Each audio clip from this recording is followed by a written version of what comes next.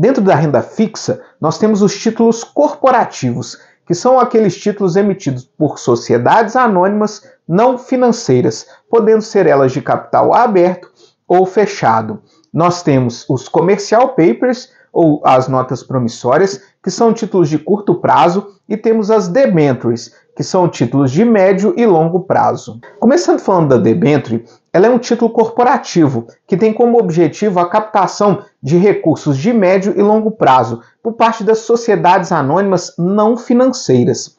Elas podem ser emitidas tanto por companhias abertas ou fechadas, mas para a oferta pública só pode ser emitida por companhias abertas. As sociedades de arrendamento mercantil e também as companhias hipotecárias também podem emitir debêntures. As debêntures estão divididas em 3 classes. As debêntures simples, cujo resgate é realizado apenas em dinheiro.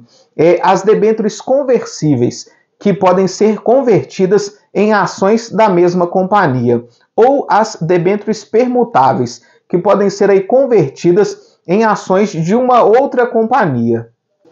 As debêntures podem ter juros fixos ou variáveis, e, como regra, o volume total de emissão de debêntures de uma empresa não pode superar o valor do seu capital social. A debênture também pode prever em seu contrato o resgate antecipado, que é quando a companhia pode optar por resgatar parcialmente ou integralmente o valor dessa debênture, desde que isso esteja previsto no momento de sua emissão. Para a emissão de uma debênture, toda companhia ela precisa contratar o que nós chamamos de agente fiduciário, que é uma companhia securitizadora que tem como objetivo proteger o interesse dos debenturistas, exercendo uma fiscalização atenta e permanente para ver se aquilo que foi estabelecido no momento da emissão da debênture está sendo cumprido pela empresa. A emissão pública de uma debênture exige a contratação de um agente fiduciário, que pode ser aí uma entidade autorizada pelo Banco Central a exercer essa função. Pode ser aí uma corretora, uma distribuidora de valores imobiliários ou uma companhia securitizadora. O agente fiduciário ele pode usar qualquer ação para poder aí proteger o interesse dos debenturistas. Entre outras coisas, ele pode executar garantias reais, pedir a falência do emissor da debênture, representar o debenturista em processos de falência ou tomar qualquer atitude que seja necessária para que o debenturista receba os créditos aos quais ele tem direito. Quanto à garantia, as debêntures elas podem ter 4 tipos de garantia. A garantia mais forte de uma debênture é a garantia real. É quando a empresa oferece um bem em garantia ao valor da dívida que foi emitida. Esse bem que é oferecido em garantia, ele não pode ser alienado ou onerado. E o debenturista ele tem preferência sobre todos os outros credores, caso essa empresa venha à falência, para receber os seus créditos. Já a garantia flutuante garante ao debenturista o privilégio geral sobre o recebimento, porém não impede que aquele bem dado em garantia possa ser vendido ou alienado. Ele faz com que o credor ele tenha preferência no recebimento dos créditos em caso de falência da companhia, estando atrás apenas das garantias reais, dos créditos trabalhistas e das dívidas tributárias da empresa.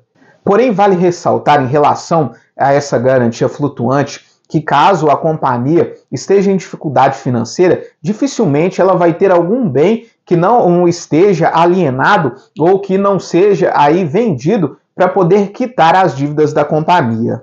Já a garantia quirografária, ela não oferece, é também chamada de garantia sem preferência, porque ela não oferece nenhuma preferência em relação a todos os demais créditos e obrigações daquela companhia, concorrendo em igualdade com os demais credores da companhia em caso de falência.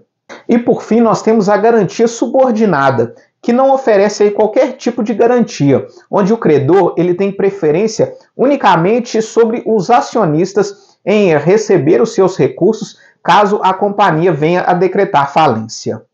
Toda empresa pode sofrer o que a gente chama de cross default, que é um termo em inglês para expressar que se caso alguma dívida da empresa venha a vencer e ela não quite essa dívida dentro do prazo estabelecido, todas as outras dívidas, inclusive as debêntures, também passam a estar vencidas a partir dali. O contrário também é válido. Caso uma empresa não honre o pagamento das suas debêntures ou dos juros na data acordada, todas as outras debêntures, mesmo que tenham prazos diferentes, a partir daquele momento também são consideradas vencidas.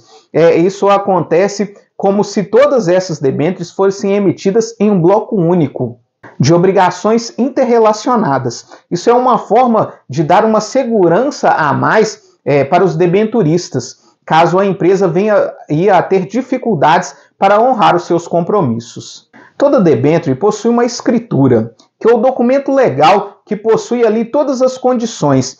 Ela possui todos os direitos dos debenturistas, também todos os deveres, e ali também vai estar acordado o prazo, a forma de juros, como vão ser pagos esses juros, se de uma única vez no vencimento ou se terão juros periódicos, enfim, todas as regras e condições relacionadas à emissão da debênture precisam constar na sua escritura.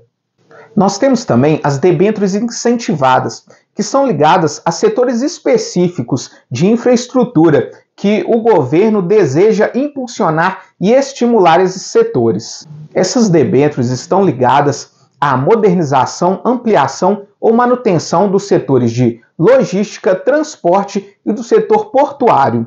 As principais características das debêntures incentivadas é que elas têm que ter prazo ponderado de 4 anos, elas são isentas de imposto de renda para pessoa física e tem redução do imposto de renda para pessoa jurídica, que é limitado a 15%. Já os commercial papers ou as notas promissórias são títulos emitidos pelas companhias, pelas sociedades anônimas não financeiras, podendo ser emitidas por companhias abertas ou fechadas. São títulos de curto prazo e que não possuem garantia real. O prazo máximo desses títulos é de 360 dias. Como eles não possuem garantia real, eles geralmente são emitidos apenas por companhias que possuem uma boa nota de crédito.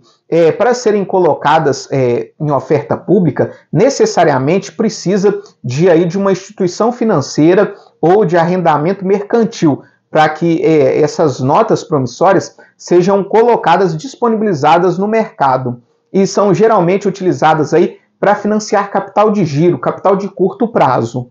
Um detalhe interessante é que esse tipo de produto ele não pode ser corrigido por índice de preço, porque para isso ela precisaria ter o prazo mínimo de 1 ano. E como o prazo máximo de uma nota promissória é limitado a 360 dias, ela não pode ser corrigida por índice de preços.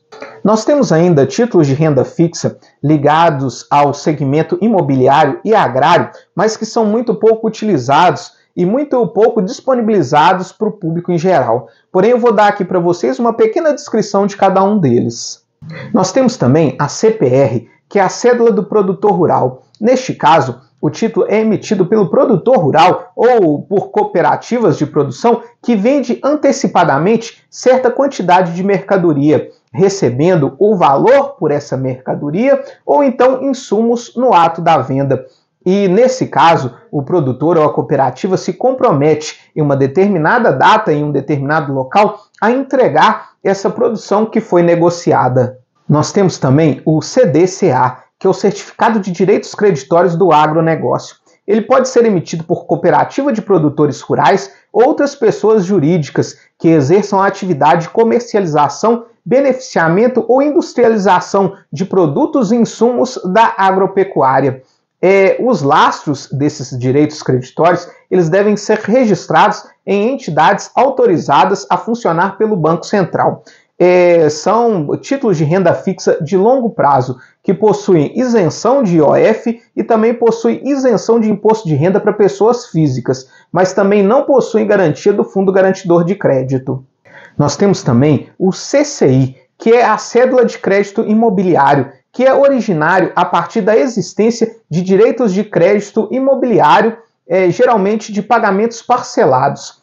Quem emite a cédula é o credor, com o objetivo de simplificar a cessão do crédito para outra pessoa.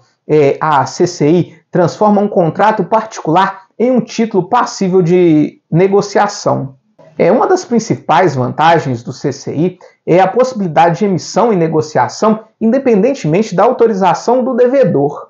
Esses títulos geralmente são utilizados como lastros para a emissão dos CRIs, que são certificados de recebíveis imobiliários. Como são títulos de longo prazo, eles possuem isenção de IOF. Também possuem isenção de imposto de renda para pessoas físicas, mas também são títulos que não possuem a garantia do Fundo Garantidor de Crédito. E aí, ficou alguma dúvida sobre algum desses produtos de renda fixa? Não deixe de postar aqui nos comentários. E se você sentiu aí falta de algum produto, posta aqui pra gente que a gente traz ele no próximo vídeo. Muito obrigado e até a próxima semana.